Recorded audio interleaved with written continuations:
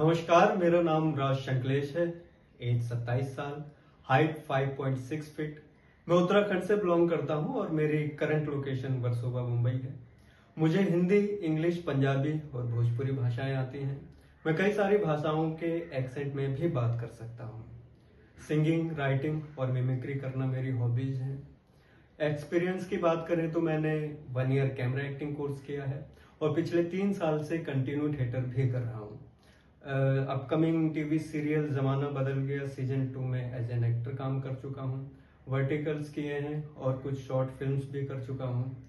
मैं as an assistant director भी काम कर चुका हूँ, जिसमें स्टार प्लस का टीवी शो उड़ने की आशा और डीडी का टीवी शो ससुराल झुनके का और एक रिमांड फिल्म भी की है।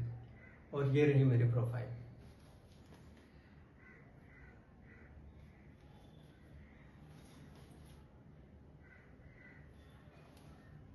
Thank you.